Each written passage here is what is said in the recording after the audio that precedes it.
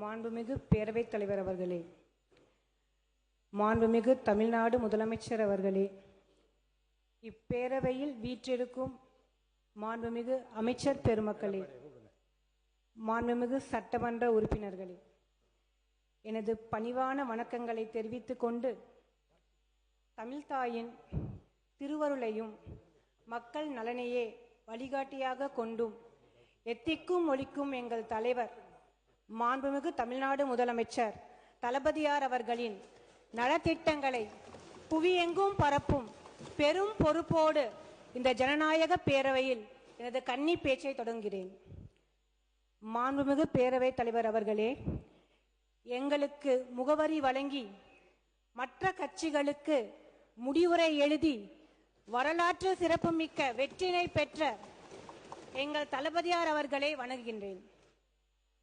தெய்வப்புலவர் திருவள்ளுவர் செங்கோன்மை பற்றி பாடும் பொழுது கூறுவார், முறை செய்து காப்பாற்றும் மன்னவன் மக்கட்கு இறையென்று வைக்கப்படும். அரசியல் என்பது வெறும் அதிகாரம் அல்ல, அது மக்களின் குறைகளை கேட்டு நீதியை வழங்கி அவர்களின் வாழ்வை அரணாக நின்று காப்பாற்றக்கூடிய ஒரு புனிதமான பொறுப்பு. அந்த பொறுப்பை நிறைவேற்றவே உங்கள் வீட்டு பிள்ளையாக மாண்புமிகு எங்கள் முதலமைச்சர் தளபதியார் இருக்கின்றார். மாண்புமிகு பேரவைத் தலைவர் அவர்களே, தாய்மாமன் தங்க மோதிர திட்டம் மூலமாக அரசு மருத்துவமனையில் பிறக்கும் ஒவ்வொரு பிஞ்சு குழந்தைக்கும் 1 கிராம் தங்க மோதிரம் வழங்கி அக்குழந்தையை சீராட்டி தாங்கி பிடிக்கும் பொறுப்பை இந்த அரசாங்கமே ஏற்றுக்கொண்டுள்ளது. தமிழ் பண்பாட்டில் தாய்மாமன் என்பவன் வெறும் உறவுமுறை அல்ல, ஒரு குழந்தையின் பிறப்பில் இருந்து வாழ்வின் ஒவ்வொரு முக்கிய தருணத்திலும் அரணாக நின்று சீர் செய்து மகிழும் பாசத்தின் அடையாளம். இது வெறும் நிதி ஒதுக்கீடோ அல்லது நலத்திட்டமோ அல்ல, தமிழக குடும்பங்களின் சுமைகளை குறைத்து மகிழ்ச்சியினை இரட்டிப்பாக்கி தாய்மையை கொண்டாடும் ஒரு புனிதமான பண்பாட்டு புரட்சி. ஒவ்வொரு குடும்பத்தின் பிஞ்சு குழந்தையின் கையில் மிளிரும் அந்த தங்க மோதிரம் தமிழக தாய்மார்களின் உடன்பிறவா சகோதரனாக, குழந்தைகளின் தாய்மாமனாக எங்கள் தளபதியார் உடன் நிற்கின்றார் என்பதற்கான அசைக்க முடியாத சான்று. மாண்புமிகு பேரவைத் தலைவர் அவர்களே, அடுத்ததாக உலகம் போற்றும் சிங்கப்பெண் திட்டம். மக்களின் மனதில் அழகிய தமிழ்மகனாக வீற்றிருக்கும் எங்கள் தளபதியார் பெண்களின் பாதுகாப்பிற்கு அச்சுறுத்தல் ஏற்பட்டால் பீஸ்ட் மோடிற்கே சென்று விடுவார் என்பதற்கான உதாரணம் எங்கள் முதல்வரின் சிங்கப்பெண் திட்டம். பெண்களை சீண்டுபவர்களுக்கு ஒரு வேட்டைக்காரனாகவும் பெண்களை காவலனாகவும் இருக்கும் எங்கள் மாண்புமிகு தமிழக முதல்வர் எண்ணி ஒரு பெண்ணாக பெருமை கொள்கிறேன். மாண்புமிகு பேரவைத் தலைவர் அவர்களே, according to Kautilya, in the happiness of his subjects lies his happiness, in their welfare his welfare.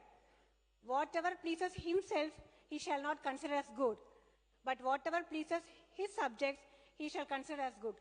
அதாவது, மக்களின் மகிழ்ச்சியில்தான் அரசனின் மகிழ்ச்சி உள்ளது, அவர்களின் நலனில்தான் அரசனது நலன் உள்ளது. தனக்கு பிடித்ததை நல்லதென கருதாமல் மக்களுக்கு பிடித்ததையே நல்லதென கருதுபவரே மாட்சிமை பொருந்திய ஆட்சியாளர்.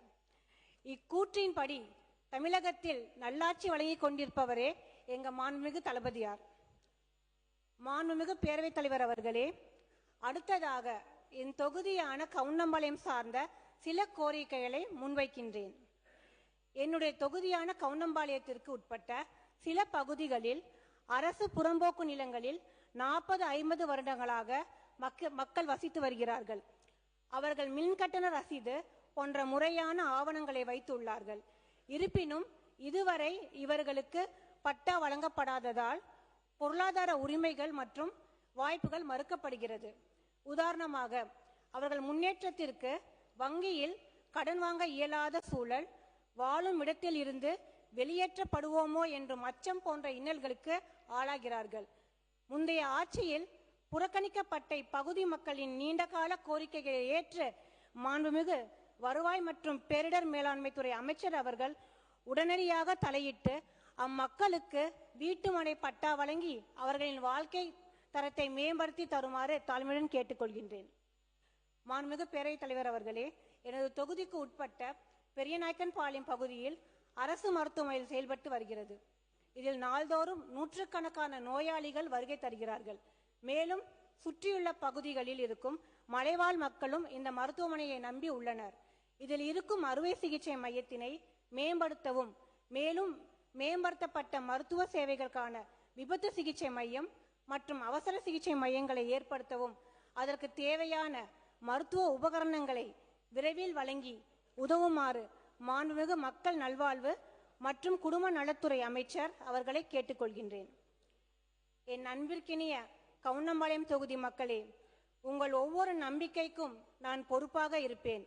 உங்கள் ஒவ்வொரு கோரிக்கைக்கும் நான் குரலாக இருப்பேன். உங்கள் ஒவ்வொரு கனவுக்கும் நான் பாலமாக இருப்பேன். என் உயிர் உள்ளவரை, என் மூச்சுள்ளவரை, என் கடைசி துளி வியர்வை உள்ளவரை கவுண்டம்பாளையத்திற்காகவே உழைப்பேன். இது என் வாக்குறுதி அல்ல, என் வாழ்நாள் சத்தியம். இறுதியாக, எனக்கு முகவரி அளித்து மக்களுக்கு சேவை செய்ய வாய்ப்பளித்த மாண்புமிகு முதலமைச்சர் தளபதியார் அவர்களுக்கு எனது நெஞ்சார்ந்த நன்றியை தெரிவித்துக் கொள்கின்றேன். என்னை பெருவாரியான வாக்கு வித்தியாசத்தில் வெற்றி பெற செய்த என் தொகுதி நிர்வாகிகளுக்கும் வாக்காளர் பெருமக்களுக்கும் என் மீதான நம்பிக்கைக்கு நன்றி செலுத்துகின்றேன். இம்மாமன்றத்தில் எனக்கு வாய்ப்பளித்த மாண்புமிகு பேரவைத் தலைவர் அவர்களுக்கும் எனது மன்மாத நன்றியை தெரிவித்துக் கொள்கின்றேன். வாழ்க ஜனநாயகம், வளர்க தளபதி புகழ், வெல்லட்டும் மக்கள் நலன். தமிழ் வணக்கம். உறுப்பினர் அவை முன்னவர்.